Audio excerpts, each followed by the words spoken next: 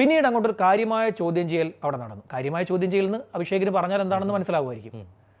അതിൻ്റെ ഒടുക്കം വരുന്ന റിപ്പോർട്ട് എന്ന് പറയുന്നത് ലിഗയെ അവിടെ നിന്നും ഉമേഷും ഉദയനും ചേർന്ന് കൂട്ടിക്കൊണ്ടു പോയെന്നും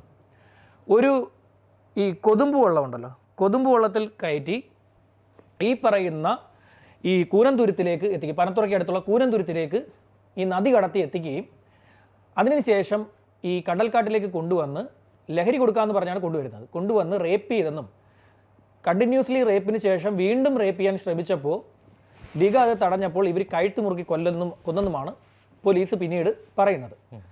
പോലീസ് പറഞ്ഞ പ്രകാരം അതിനുശേഷം തെളിവെടുപ്പ് നടത്തുന്നു. തെളിവെടുപ്പ് നടത്തിയപ്പോൾ ഈ തെളിവെടുപ്പായിട്ട് ഇവർക്ക് തെളിവിൽ ഈ പറയുന്ന സ്ഥലത്ത് നിന്ന് ഇവരുടെ മുടി കിട്ടി, ഷോള് കിട്ടി, കഴുത്ത് മുറുക്കാൻ ഉപയോഗിച്ച ഇത് കിട്ടി, ആയുധം കിട്ടി എന്നൊക്കെ പറഞ്ഞിട്ട് ഒരുപാട് കാര്യങ്ങൾ. അപ്പോൾ മുടി കിട്ടി എന്നൊക്കെ പറഞ്ഞപ്പം ഇങ്ങനെ കേസ് പറഞ്ഞപ്പോൾ ഈ തെളിവെടുപ്പിനിടെ ഒന്നാം പ്രതിയായിട്ടുള്ള ഉമേഷ് വിളിച്ച് പറഞ്ഞു, സെല്ലിൽ കിടക്കുന്ന എന്നെ കെട്ടിയിട്ടിട്ട് എൻ്റെ തലയിൽ നിന്ന് പറിച്ചുകൊണ്ട് പോയതാണേന്ന് പറഞ്ഞ് ഉറക്കെ വിളിച്ച് പറഞ്ഞു. അത് പലതവണ ഇവർ ആവർത്തിച്ചു. കോടതിയിൽ ഹാജരാക്കിയപ്പോൾ ഇവർ കോടതിക്ക് മുമ്പ് വിളിച്ച് പറഞ്ഞത് ഞങ്ങളുടെ നുണ പരിശോധന നടപ്പാക്കണം സാറേ എന്ന് പറഞ്ഞ് കരഞ്ഞു. പോലീസ് കൊണ്ടുപോകുമ്പോഴും ഇവരുടെ ആവശ്യം ഇതാണ്, ഉറക്കെ വിളിച്ച് പറഞ്ഞു ഞങ്ങളാണോ കൊന്നത് പറയുന്നടാ എന്നാണ് പോലീസിനോട് ഇവർ പറഞ്ഞത്, ആക്രോശിച്ചത്.